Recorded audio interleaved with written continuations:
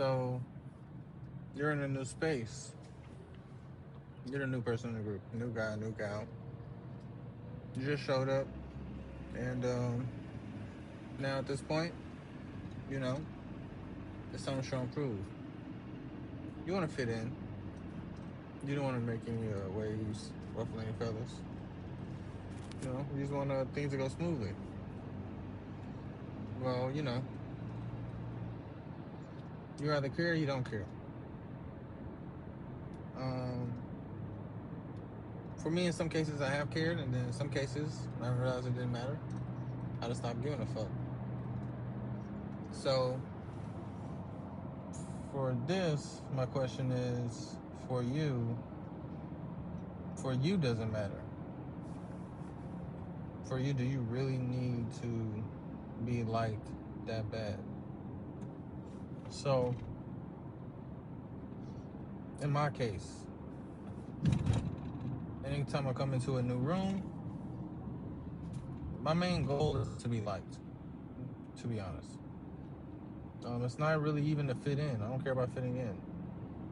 What I care about is the group dynamics, how people operate, what's the environment like, how hard people work, are they coasting? Like, what's the real environment and situation here? What's the real atmosphere? I can say honestly, the last 2, 3 jobs I've had when I've come in, I haven't felt the love. People didn't fuck with me. I mean, you can say it's plausible deniability and say, "Oh, you don't know that." Yeah, you can say that, but I've really not been bad at reading people and their energy towards me. I can tell when somebody fucks with me, and I can tell when someone doesn't. And for those last few jobs, when I first got there, people did not fuck with me. Um, Actually, a lot of my jobs, not even just the last few, the majority of them, people did not fuck with me when I first got there. Only time people fuck with me when I was at my jobs was when I was young, like before I hit 28. Whenever I went to a new job, people fuck with me. I may have been below the radar, but I didn't really get bad attitudes. Since then, Navy on up, I've gotten bad attitudes. And honestly, you gotta know who you are and you gotta know what your aim is. If you are like me in the Navy, what they call it is a hard charger. That means someone who works a lot. And really, what I think they try to say it's a compliment, but I really don't think it's a compliment. I think it's like a warning, like a marker. Like, hey, this guy here is a hard charger. Watch out. Basically saying this person's gonna work hard. This person probably thinks for themselves, and they're gonna do whatever they can to, you know, work hard and move up as fast as possible, and do whatever they need to move up as fast as possible. Doesn't mean that they'll do unethical things, but it means that they'll overwork and outwork people to move up. So it's like a warning of who you are, and people say that. Um, if you're not coming in, with your head down and just running at a fast pace, doing all the things that you can to try to move up and level yourself out with everyone else, you won't get labels like hard charger or like, oh, look at this guy. You're just gonna be below the radar and just chill. They're not gonna really feel you as a threat. Which, I mean, it's a chill life, it's a cool life, but with that being said, also, it depends on who you are and what you want to do. Me personally, if I'm being true to myself, I'm not gonna be a guy that tries to sit back and blend in. I'm probably gonna be a hard charger. That's just who I am. I told myself when I joined the Navy that I was no longer gonna settle for underachieving and doing less. That I was gonna do more and try my best wherever I was at. So it's stuck with me since then. And basically, when you move into these rooms, you gotta know how to operate, right? You gotta know how to handle certain things. for myself,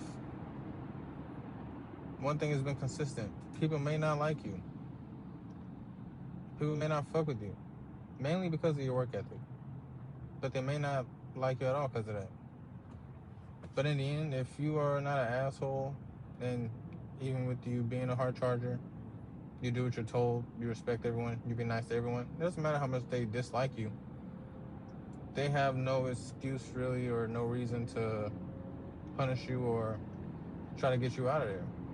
Because what are they going to have? You do everything by the book, you do your best, and you make sure things are done efficiently. So, what can they do really? They can't do anything. In my case, what people usually do is they ostracize me or they try to insult me and irritate me to get me to respond or react a certain way.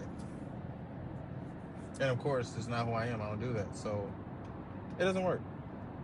They fail. Every time. These niggas fail. Because they're trying to get a reaction and they're not going to get one because I already know they're trying to get a reaction. And honestly, I'm not going to overreact to anything because I just don't care. You do what you want. Doesn't bother me. I'm going to do me regardless. So, when I'm in these rooms, usually how it goes is the people that you work with directly, and I mean people that have the same job title, y'all do the same jobs, you may specialize in this thing and they may specialize in another, or you may be good at multiple things and they may be good at a few, or vice versa. In these situations, it's like you're basically competing, but the framework in which it is seen is not competing. The framework is you're all trying to work together to get the job done efficiently and help others and whatever your job is. But the fact of the matter is, even though that's supposed to be the goal, that is the goal in a way, but if they could find a way to get you to play out of your position and react emotionally to something or mess up on something egregiously, that makes them look good and it makes you look bad, so it helps them out. And in the end, that's really all they can do. They can't do anything else. Because if you have a good work ethic and you're efficient, I mean, what can they really do with you? They can't do nothing. And the supervisors, they're not going to be bothered by you working hard. They're going to like that you're working hard. They're going to like that whenever they ask you to do something, you do it and you don't ask questions. And if you do ask questions, they like that you're asking inquisitive questions. Not, why do I have to do this? But like, oh, so like, in the bigger scheme of things, why are we doing this again? Like, how does this help the long-term goal? What is exactly the aim here? What are we trying to do exactly? Like, how is this achieving what we want to do? You know, these kind of things, supervisors enjoy it. And I know because I used to be a supervisor. I enjoyed explaining things in depth to employees that wanted to know why we actually do things. I enjoyed employees that whenever you asked them to do something, they just went and did it. There was no question. They was like, oh yeah, I got you. I'll take care of it. Cool, thank you. One less thing off your plate. So, when you're that person, the supervisors, obviously, they're not going to mind you. Now, the people that you work with, they're going to do one or two things. They're going to be annoyed and they're going to treat you differently. And they're going to work harder. Or they're going to be annoyed and treat you differently and just,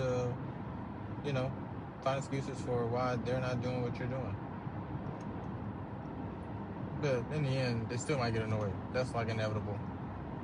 Because they're not going as hard as you are. When I do things, I see it in totality. I don't see a situation for what it is right then and there. So when something happens, initially what I'm thinking of is, what is their goal? Like, what are they trying to do here? Oh, he's joking, he's teasing me. What is he trying to do here? Oh, he's trying to make me mad. Okay, why is he trying to make me mad? I don't know. Maybe he feels threatened or something, who knows? But he's trying to make me mad. He's trying to get me to react. I'm not gonna react. For example, start the job, I'm new. I'm trying to learn how to, I think I told us already, I'm not sure. But I was trying to get used to writing in the logbooks and tracking everything again. And when you make a mistake, you gotta make a comment. So I was making the same mistake on comment on multiple logbooks for a span of like a month, maybe 2 months, because I hadn't done this in years. So I was just trying to get back into the groove of things. And then they tell me, no, not they, because it wasn't a supervisor. It was a person I work with, not a regular associate, but a senior associate. And they're like, hey, man, I hear from somebody, and I know who the person is that told them. But anyway, it's like I hear from someone that, you keep making the same mistake, even though they told you how to do it. You keep making the same mistake more than once, man. Hey, we want you to work here. We want you to stay here longer. We don't want to have to go and tell the supervisor that you keep messing up stuff. So, come on, man. You gotta do better. And I'm like, I've only been here for like a month or two, and I'm still trying to pick up everything back from where I used to. It's just gonna take me some time. I know I made a mistake on it, but I'll get it. It's just gonna take me time to get used to everything again, but I'll get it. Otherwise, I'm sorry that they bothered y'all that I made the same mistake again. And his response wasn't, like, oh, okay, yeah, I understand, yeah, that's cool. Well, I'm glad that you're gonna try to work hard on it. I really appreciate that you're gonna do that. It wasn't that.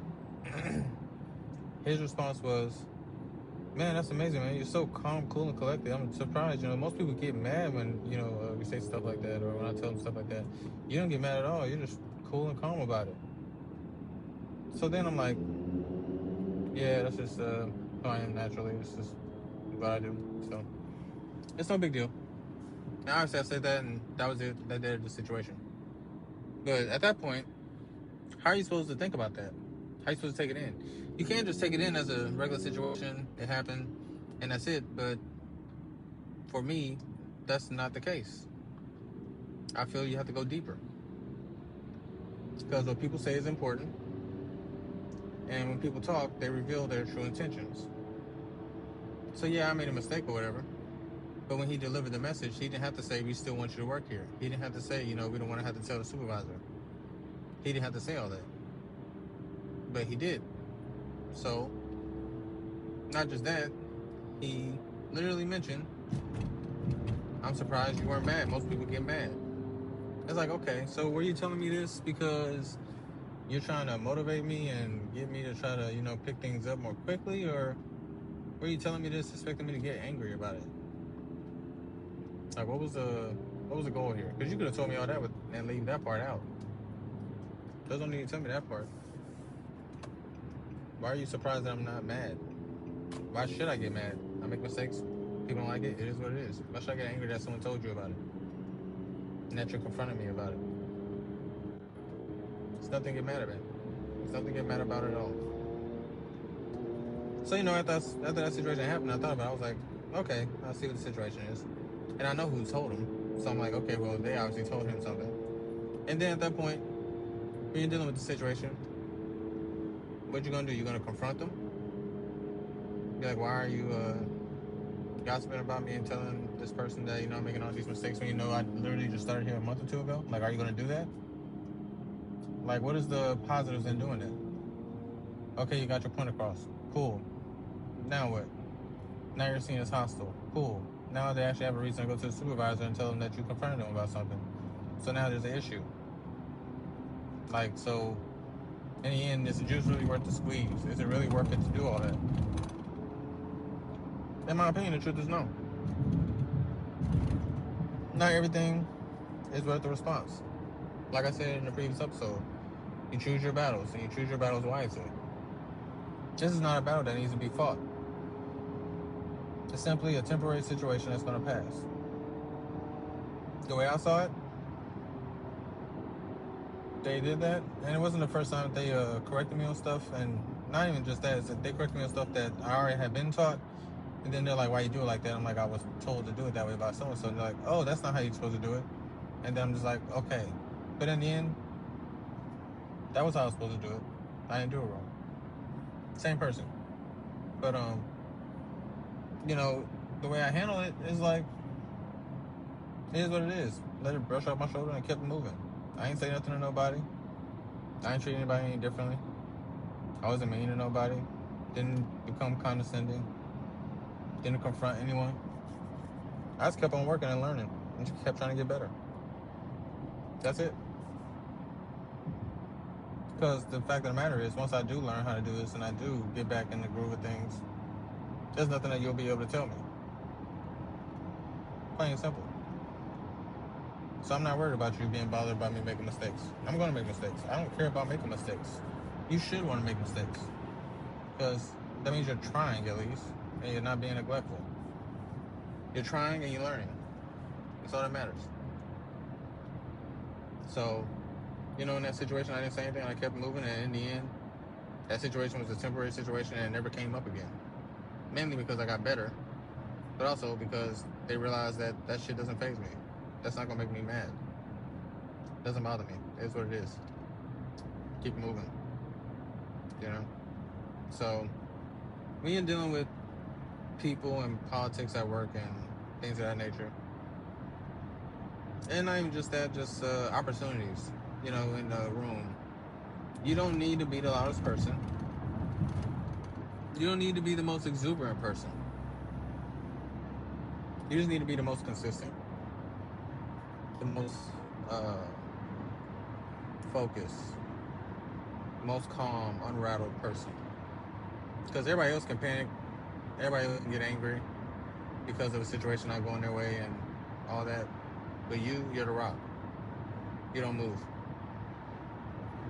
Nothing phases you. And in the end, nothing phases you. You're more trustworthy because they know you'll keep a cool head when chaos ensues.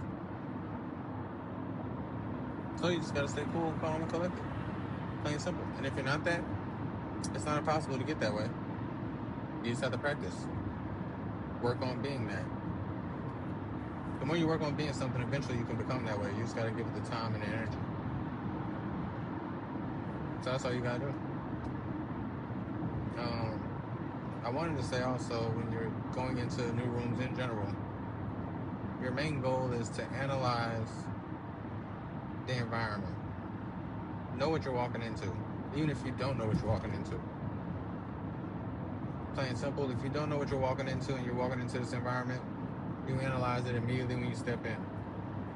You analyze it immediately with the first person you talk to, get everyone's vibes. See what the situation is, get what everyone's vibe is, and go from there. Once you know what the environment's like, and people's vibes, people's work ethic, or anything of that nature, at that point you can apply it and know how to move. In every situation where I moved up. And this is with people not liking me. Plain and simple. The only time I've ever had a job where people liked me off the bat was literally when I came in a leadership role. Legit, when I came in as a leader. I came in as a supervisor. I came in as an assistant store manager. I came in those roles, so automatically I got that respect and people didn't treat me negatively. Only time. Other than that, when you start from the bottom, for me, there's always friction, no matter what. I can't dodge it. I can try to be as nice and professional and, as, what's the word? I can be as cordial as possible to anyone. It doesn't matter. When people have preconceived notions or they know something about you that they don't like, they're going to respond to you the way they're going to respond regardless of how you treat them. But in the end, it doesn't matter because you're just being you and you're just doing what you want to do. If you're going to be cordial and treat people nicely, then so be it. What they do doesn't need to affect that. And honestly, when you are this way, the longevity wherever you're at, it goes up. I can give you one example. When I started at Walmart, I was a cart pusher. I might have been 2021, I can't remember, but I was a cart pusher. And then when I started working at Walmart as a cart pusher, I learned the promotion timelines and how long you have to be in certain positions to move up and things of that nature. As soon as 6 months hit, I told them I wanted to come in as a cashier. They said, yeah, gave me lip service and didn't make no moves. I went to the store manager and then he made it happen. Now the thing was, the woman that was in charge of my shift that didn't do it, later on, she became my supervisor. Basically I kept moving up at Walmart. I went up as a car pusher to a cashier, to the deli, and then to an inventory associate overnight. Like, I kept moving up. I kept getting paid increases. I kept getting promotions. And once I did that, you know, the woman that wouldn't, promote me, she ended up being my supervisor. I was like, shit, how the fuck did I get into this situation? Because automatically, what I noticed was when I got word that I would be moving up as a cashier, she did not look happy. Now, why did she not look happy? I don't know. Honestly, I don't think it was because I became a cashier from the car pusher. I don't even think she cared about the fact that I moved up. I think she cared about the fact that I went over her head and went to her store manager and was like, yeah, I talked to this person about it and they didn't do anything about it, so I'm just trying to see about moving up. And he made it happen. And I don't think she liked that I moved up over her instead of waiting for her to do it. But I've always been a person, I'm not really good at waiting. I was like, I just want to get it done, so let's try to get this done. And I didn't give it the proper time. So she probably had salty feelings about it since then. And then she became my supervisor. And what ended up happening was she made it very difficult for me when I worked. Like, very difficult. She would give me taskings that were impossible to finish. Basically by overloading me with work that she knew I couldn't finish and didn't say I couldn't finish it. I need to improve my work. So, and me personally, I was young and I was very good at my job. I was very good at whatever I did. So I was a little arrogant or cocky, one of the two, or both. So I was like, well, it doesn't matter what she does. I'm good at my job and I'm good at working, so ain't nothing gonna happen to me. Well, it got to the point to where I felt like I needed to transfer. I felt like I needed a fresh start to get away from her. So I transferred to a new store. And of course, the way I start off hot. I work hard, I'm good at my job, all that. And then I became too arrogant and cocky. They asked me to do something, and I didn't immediately do it. Did I end up doing it? Yes. But after that, they already had salty taste in their mouths at that point. Because when they asked me to do something, I didn't immediately do it. I kind of just looked at them. I ain't gonna lie, I was saucy. I kind of looked at them like, okay, and what the fuck are you gonna do about it? I'm gonna do what I want. That was the look I gave them. Was it the right move? No. But I gave them that look. So I gave them that look, and then they proceeded to do what my old manager did at my old store. Make it hard for me and make it difficult for me to be able to finish my tasking by overloading me with a lot of work and then say I'm not performing well. And what that led to was a PIP, a performance improvement plan. And then they continued to keep doing it to the point to where after they said I didn't meet my performance goals 3 times, they let me go. They fired me. Now, I say this with this in mind. The people that I worked with, I worked faster than them. I completed things faster than them. So, in the end, it wasn't I was a bad worker. It was the fact that in regards to my skill set and, I guess preferential treatment, I guess I wanted or expected, it led to friction. Because I'm like, I work hard, I'm the best person on this team, I can do whatever the hell I want. I ain't just gonna do shit just because y'all want me to. I didn't say that, obviously, but I probably gave off that impression just based off the fact that whenever they asked me to do that one thing, I kind of scoffed at it and didn't do it immediately and did what I wanted anyway. But over time, as I got older, I realized at my jobs, I did change over time, so I wasn't that cocky, arrogant guy anymore. It taught me, to be more humble and, chill out, basically. Not expect preferential treatment. Just because you work hard and you may be the best person in your group doesn't mean you can just do whatever you want. You still need to be a team player and do what's asked. And as I've gotten older, what's happened is I still have the same work ethic. I still work hard. But besides me working hard, having that work ethic, people don't look at me and are friendly about it. When they look at me, they are more negative. And I could pinpoint a couple things and be like, maybe it's this or maybe it's that, but I'm not going to speculate. I'm just going to say what it is. They don't like me and they don't fuck with me. But it hasn't led to me getting let go, because from what I've seen and from what I've experienced, I'm not an arrogant, cocky asshole anymore. So I'm more tolerable. Because it's like, yeah, he's annoying. He's a hard charger. He always wants to work, but he doesn't treat people badly, and he actually listens to us when we ask him to do something. So I say this to say, whether you're a hard charger and you work as hard as you can, do everything you can or not, you always want to make sure when you're moving in these rooms, honestly, and I mean this wholeheartedly, it doesn't matter what the people that you work with think or say. What matters is your work ethic, and when you're asked to do something, whether you do it or not, and whether you do it with complaints. If you're doing it and you're not complaining, you're just like, okay, supervisor, you want me to do this? I'll do it. Like, just let me know what I need to do or how to do it, and I'll take care of it. You should be fine. Longevity and all.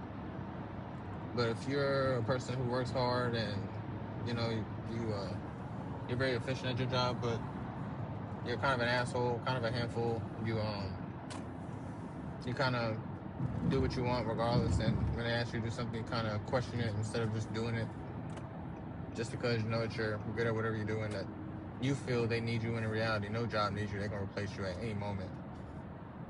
It's going to be a bad situation. So you got to know how to move. You got to know how to move. I'm Jeuse Kastoan. This is Hard Reset.